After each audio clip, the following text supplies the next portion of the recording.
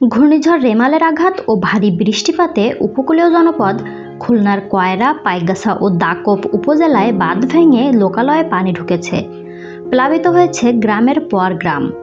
ঝড়ের তাণ্ডবে ভেঙে পড়েছে অসংখ্য বাড়িঘর ও গাছপালা। জোয়ারের পানিতে তলিয়ে গেছে চিংড়ি ঘের জমির ফসল। ক্ষতিগ্রস্ত হয়েছে বাংলাদেশ অংশের ৬,০০০-এর বেশি বর্গ কিলোমিটার এলাকা জুড়ে দাঁড়িয়ে থাকা বিশ্ব ঐতিহ্য সুন্দরবন।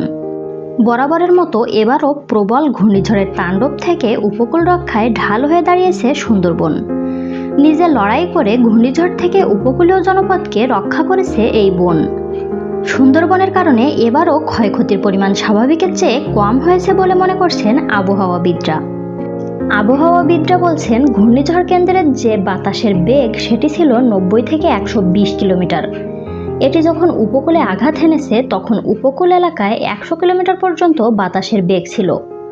ঝড়গুলো যে বেগে আসে সেই তুলনায় ভূমিতে কম বেগে প্রবেশ করে। এর অন্যতম কারণ হচ্ছে এটি অতিক্রম করে সুন্দরবনের পাশ দিয়ে। সুন্দরবন এলাকায় এটা যখন প্রথমে ওঠে তখন দেখা যায় বাতাসের যে সর্বোচ্চ গতি থাকে সেটা কিছুটা বাধাগ্রস্ত হয়। পরে সামনে এগোলেও সে গতিটা থাকে না। ভৌগোলিকভাবে খুলনা, সাতক্ষীরা ও বাগেরহাট জেলার জনপদ ও বঙ্গোপসাগরের মাঝখানে সুন্দরবনের অবস্থান। গাছপালায় আচ্ছাদিত সুন্দরবনের কারণে ঘূর্ণিঝড়ের তীব্রতা কম টের পেয়েছেন দক্ষিণ পশ্চিমাঞ্চলীয় উপকূল ও বঙ্গোপসাগর তৎসংলগ্ন এলাকার মানুষ। রেমাল উপকূলে আঘাত হানার সময় জলোচ্ছ্বাসের পানির উঁচু চাপ উঠে গিয়েছে এই বন।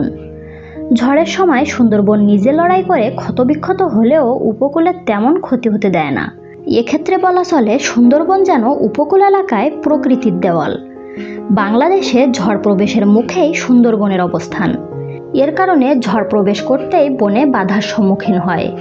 এতে বনের গাছপালা ও বন্যপ্রাণীর ক্ষতি হলেও লোকালয়কে বড় ধরনের দুর্যোগ থেকে রক্ষা করে। তবে ঝড়ের প্রভাবে সৃষ্ট উঁচু জোয়ার জলোচ্ছ্বাসের কারণে সুন্দরবনের বনভূমি এবং পশু পাখির অনেক ক্ষয়ক্ষতি হয়।